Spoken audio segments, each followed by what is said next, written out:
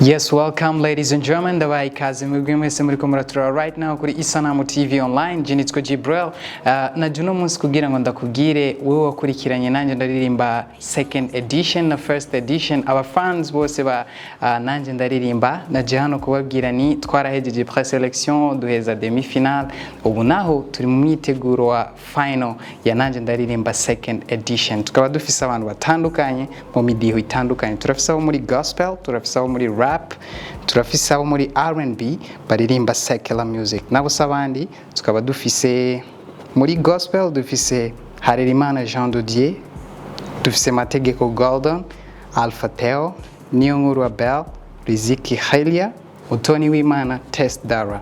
Muri rap naho tukaba dufise Irankunda Jacques, Munago Hard Flow, Iriwacu Arnaud Franco, Gaciugenge Arnaud, Irakoze Pamela. Tukaba dufise kandi no muri R&B abaririmba secular music nabo sabandi ni Girubuntu Anlin, tukaba dufise Nduwimana Eric, dufise kandi niyo yitungira Laurent wa undi yaririmba ya ndirimbo ya karanga culture.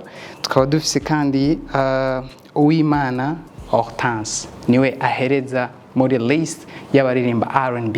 Ubwo nigo rutonde rw'abantu 15 bazohiganwa muri final ya nanje ndaririmba competition igice ca kabiri, aho uwa mbere azotahukana imiliyoni 2, uwa kabiri nawe azotahukana umiliyoni 1 n'ibihumbi 200, maze uwa gatatu nawe azotahukana ibihumbi 800. Aho sinavuze ama audio bazosohorerwa abo batatu, uwa mbere azosohorerwa na video. It's crazy my man.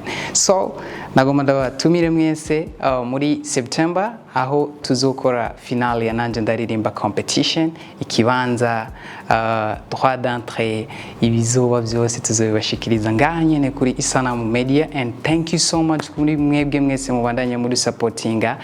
Turi hano kubganyu kandi nanje ndaririmba niyobaho mutadusupportinga. Thank you so much for your support, and ndabibutse ko muri kino gice ca kabiri dufashwe mumugongo na Africalia, ibicishije muri projet akaranga art ya Pasak Burundi, ifashwe mumugongo na Union Européenne.